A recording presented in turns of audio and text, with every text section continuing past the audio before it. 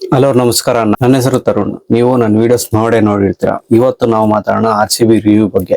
ಇವರು 17 ವರ್ಷದಿಂದ ಏನ್ ಆಡಿದ್ರು ಆಟ, ಇವಾಗ 2 ವರ್ಷದಲ್ಲಿ ಏನ್ ಅಟ್ಯಾಕಿಂಗ್ ಚಾಂಪಿಯನ್ಸ್ ತರ ಆಡಿದ್ರು, ಈ ಎಪಿಸೋಡ್ ಅಲ್ಲಿ ಡಿಸ್ಕಸ್ ಮಾಡೋಣ. ಯಾವ್ಯಾವ ಪ್ಲೇಯರ್ ಮೊದಲಿಗೆ ಬ್ಯಾಟಿಂಗು, ಮತ್ತೆ ಬೌಲಿಂಗು, ಮತ್ತೆ ಕೋಚ್ ಸೆಲೆಕ್ಷನ್, ಬ್ಯಾಟಿಂಗ್ ಲೆವೆಲ್ ಹೆಂಗಿತ್ತು ಲಾಸ್ಟ್ 17 ಇಯರ್ಸ್ ಇಂದ ಈ ಇಯರ್, ಇವೆಲ್ಲ ಪಾಯಿಂಟ್ಸ್ ಎಲ್ಲ ಡಿಸ್ಕಸ್ ಮಾಡೋಣ. ಫಸ್ಟ್ ಆಫ್ ಆಲ್ ಕೋಚಸ್ ವಿಷಯಕ್ಕೆ ಬಂದ್ರೆ, ಡೈರೆಕ್ಟರ್ ಆಫ್ ಕ್ರಿಕೆಟ್ RCBಗೆ ಬೊಬಟ್ ಅವರು, ಮತ್ತೆ ಬ್ಯಾಟಿಂಗ್ ಕೋಚ್ ಆಗಿ ದಿನೇಶ್ ಕಾರ್ತಿಕ್, ಮತ್ತೆ ಹೆಡ್ ಕೋಚ್ ಆಗಿ ಆಂಡಿ ಫ್ಲವರ್. ಈ ಮೂವರು ಒಂದು ಪರ್ಫೆಕ್ಟ್ ಬ್ಯಾಲೆನ್ಸ್ ಟೀಮ್ ನ ಸ್ಟಡಿ ಮಾಡ್ತಾರೆ 2025 ಫಸ್ಟ್ ಅಲ್ಲಿ.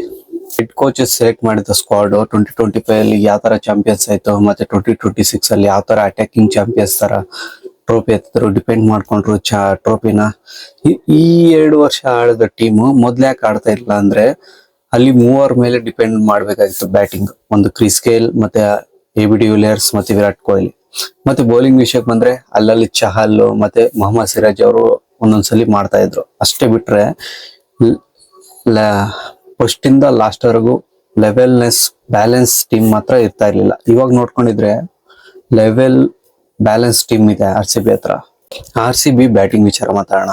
ಫಸ್ಟ್ ಗೆ ಫಿಲಿಪ್ ಸಾಲ್ಟ್ ಮತ್ತೆ Virat Kohli. Philip Salt power play ಅಲ್ಲಿ ಸರಿಯಾಗಿ ಆಡ್ತಾರೆ, ಅಂದ್ರೆ ಮೂರ್ ಬಾಲ್ಗೆ ಪ್ರತಿ 6-4 ಹೊಡಿತಾರೆ. ಮತ್ತೆ ವಿರಾಟ್ ಕೊಹ್ಲಿ ಅವ್ರ ಇನ್ನಿಂಗ್ಸ್ ಅವ್ರು ಆಡ್ತಾರೆ. 17 ವರ್ಷದಿಂದ ಆಡ್ತಾ ಇದಾರೆ, ಇವಾಗ ಆಡ್ತಾನೆ ಇದಾರೆ.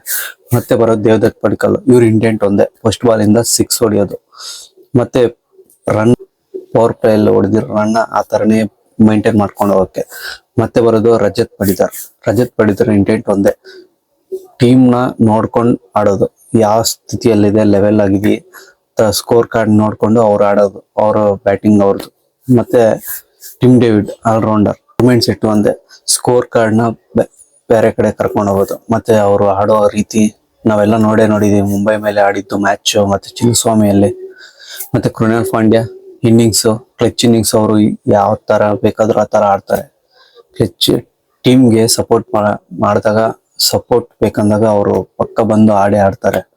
ಮತ್ತೆ ಶೆಫರ್ಡ್ ಈ ಸೀಸನ್ ಅಷ್ಟು ಆಡಿಲ್ಲ ಅಂದ್ರೂ ಅವ್ರ ಮೇಲೆ ಒಂದು ನಂಬಿಕೆ ಇಟ್ಟು ಆಡಿಸ್ತಾ ಇದ್ರು, ಶೆಫರ್ಡ್ ಆಡಿದ್ದಾರೆ. ಮತ್ತೆ ಜಿತೇಶ್ ಶರ್ಮಾ ಈ ಸೀಸನ್ ಅಷ್ಟೇನು ಆಡಿಲ್ಲ ಅನ್ಕೊಂಡ್ರು, ಅವ್ರ ಕ್ಯಾಚಸ್ ಮತ್ತೆ ಕ್ಯಾಚ್ ಹಿಡಿಯೋದ್ರಲ್ಲಿ, ಕೀಪಿಂಗ್ ಅಲ್ಲಿ ಒಳ್ಳೆ ಇದೇ ಮಾಡಿದ್ದಾರೆ. ಮತ್ತೆ ಲಾಸ್ಟ್ ಇಯರ್ ಅವ್ರು ಆಡಿದ ಒಂದು ಇನ್ನಿಂಗ್ಸ್ LHC ಅಲ್ಲಿ ಅದು ಎಷ್ಟೋರ್ಗು ಕರ್ಕೊಂಡ್ ಬಂದಂತ 2020 ಫೈನಲ್ ಅಲ್ಲಿ ನಾವೆಲ್ಲ ನೋಡಿದ್ವಿ.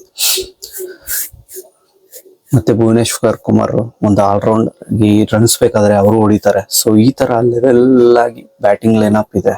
ಆಯ್ತು RCB ಬ್ಯಾಟಿಂಗ್ ಬಗ್ಗೆ. ಮತ್ತೆ ಬೌಲಿಂಗ್ ವಿಚಾರಕ್ಕೆ ಬಂದ್ರೆ ಭುವನೇಶ್ವರ್ ಕುಮಾರ್, ಹೇಜಲ್ವುಡ್, ಡೆಫಿ, ಮತ್ತೆ ರಸಿಕ್ ಸಲಂದರ್, ಯಶ್ ದಯಾಲ್ ಅವ್ರ ಪರ್ಸನಲ್ ಪ್ರಾಬ್ಲಮ್, ಅವರು ಕೇಸ್ ಇದಾಗುತ್ತೆ. ಮತ್ತೆ ಅವ್ರು ನೆಕ್ಸ್ಟ್ ಇಯರ್ ಬರ್ತಾರೆ ಅನ್ಕೊಳ್ಳಿ.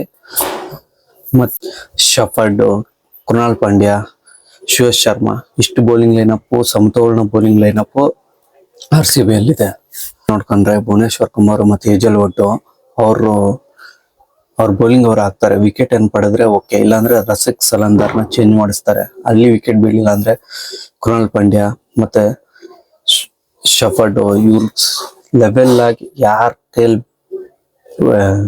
ವಿಕೆಟ್ ಬಿದ್ರೆ ಅವ್ರ ಕೈಲೆಲ್ಲ ಆಡಿಸಿ ವಿಕೆಟ್ ಬೀಳ್ಸೋ ತರ ನೋಡ್ತಾರೆ. So proper planning, Dinesh Karthik mind set. RCB ಪ್ಲೇಯರ್ಸ್ಗೆ ಅವರ ರೋಲ್ ಗೊತ್ತಿತ್ತು. ಸೊ ಯಾವ ಪ್ಲೇಸ್ ಅಲ್ಲಿ ಹೆಂಗ್ ಆಡ್ಬೇಕು, ಯಾವ ತರ ಆಡ್ಬೇಕು ಅಂತ. ಸೊ ಇದಾಗಿತ್ತು RCB ರಿವ್ಯೂ. ಸೊ ಇದು ನನ್ನ ಫಸ್ಟ್ ವಿಡಿಯೋ ಅಲ್ಲ, ಸೊ ನರ್ವಸ್. ಸೊ ಈ ವಿಡಿಯೋಗೆ ನೀವೇನಾದ್ರೂ 100 ಲೈಕ್ಸ್ ಮಾಡಿದ್ರೆ ನೆಕ್ಸ್ಟ್ ವಿಡಿಯೋ ಪರ್ಫೆಕ್ಟ್ ಆಗಿ RCB pin to pin check ಮಾಡೋಣ.